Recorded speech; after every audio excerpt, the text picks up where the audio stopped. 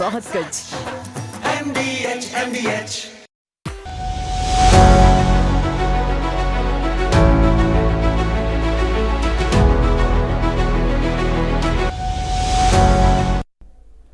Ram Ram. India news Haryana देख रहे हैं आप और आपके साथ मैं हूं अपूर्वा सिंह। वक्त हो चला है हरियाणा डायरी का।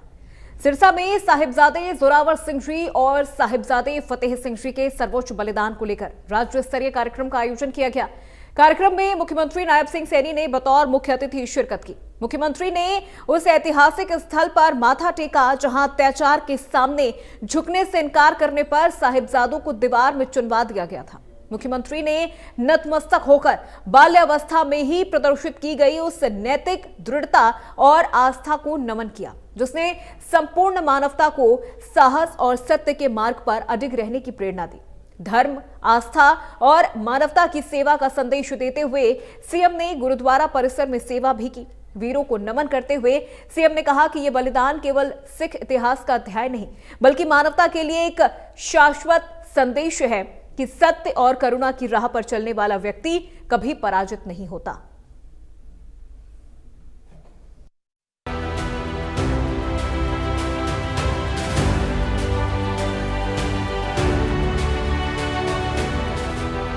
नायब सरकार गुरुओं और संत महापुरुषों की शिक्षाओं और सिद्धांतों को जन जन तक पहुंचाने का काम कर रही है। श्री गुरु तेग बहादुर जी के 350वें शहीदी वर्ष के उपलक्ष्य में पूरे प्रदेश में भव्य कार्यक्रमों का आयोजन किया गया। ऐसे ही खेलने की उम्र में अपनी जान की परवाह किए बिना बलिदान देने वाले वीर साहिबजादे बाबा जोरावर सिंह और बाबा फतेह सिंह की शहादत को याद करते हुए हर साल वीर बाल दिवस मनाया जाता है। इस साल सिरसा में राज्य स्तरीय कार्यक्रम का आयोजन किया गया जहां सीएम नायब सैनी ने बतौर मुख्य अतिथि शिरकत की। सीएम सैनी ने बताया कि हरियाणा सरकार लगातार महापुरुषों के संदेश युवा पीढ़ी तक पहुंचाने का प्रयास कर रही है। हरियाणा प्रदेश के अंदर हमने कई एजुकेशन इंस्टीट्यूट्स के नाम गुरु तेग बहादुर जी के नाम से रखे हैं और 25 नवंबर को देश के यशस्वी प्रधानमंत्री आदरणीय नरेंद्र मोदी जी जब कुरुक्षेत्र की ऐतिहासिक भूमि पर उनकी शहादत को नमन करने के लिए आए तो उसकी याद में आदरणीय नरेंद्र मोदी जी ने एक 350वां सिक्का, एक डाक टिकट और एक coffee table book Guru Tegh Bahadur ji के जीवन पर उसको समर्पित किया है। साथियों,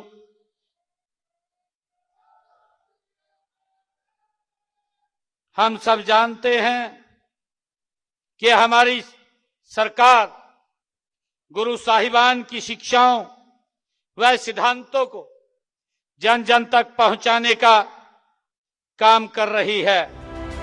नायब सरकार लगातार प्रयासरत है कि हमारी युवा पीढ़ी तक संत महापुरुषों की सीख को पहुंचाए जिससे युवा प्रेरित हो और उनमें देशभक्ति की भावना और भी बढ़े। इन कार्यक्रमों के जरिए सरकार का उद्देश्य है कि युवाओं में बलिदान के प्रति श्रद्धा और चेतना का एक निरंतर प्रवाह हो। प्यारी साथ संगतियों, इसी कड़ी में हमने यमुनानगर जिले के कालेश्वर में गुरु तेग बहादुर जी के नाम पर एक वन लगाने का निर्णय किया और वहीं पर गुरु तेग बहादुर जी के नाम से एक द्वार भी बनवाया। यमुनानगर के किशनपुरा गांव में गुरु तेग बहादुर जी के नाम से कृषि महाविद्यालय खोलने की घोषणा भी की।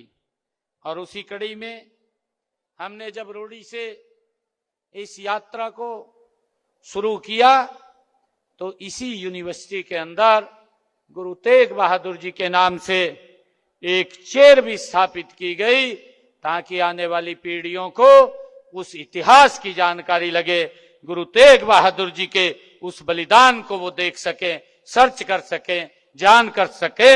हमने यहाँ पर उस चेयर को भी स्थापित किया है। मैंने विधानसभा के अंदर कहा था, मैंने ये घोषणा की थी कि 1984 के दंगों में जिन्होंने अपने परिवार के सदस्यों को खोया है, ऐसे 121 परिवारों को हम सरकार की नौकरी देने का प्रावधान करेंगे। प्यारे साथ संगत जियों, अभी आदरणीय अमित शाह जी पंचकुला के अंदर आए।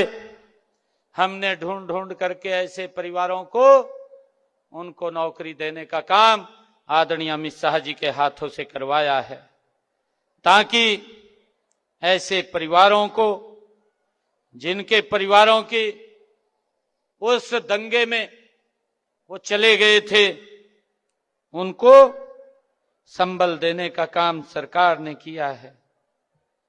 प्यारी साथ संगत जियो, अभी शीतकालीन सत्र चला था। 18 दिसंबर को हिंद की चादर श्री गुरु तेग बहादुर जी के 350वें शहीदी दिवस आयोजन पर सर्वसम्मति से हमने विधानसभा में प्रस्ताव भी पारित किया है।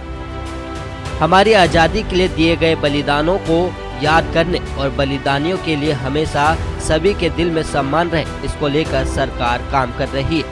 सिर्फ महापुरुषों के बलिदान दिवस मनाना नहीं, बल्कि उनकी याद में, उनके सम्मान में स्थलों के नामकरण भी किए जा रहे हैं, क्योंकि जब तक हम हमारे लिए दी गई कुर्बानियों से रूबरू नहीं होंगे, तब तक हम विकसित भारत के संकल्प को नहीं समझ पाएंगे। Bureau report, India news.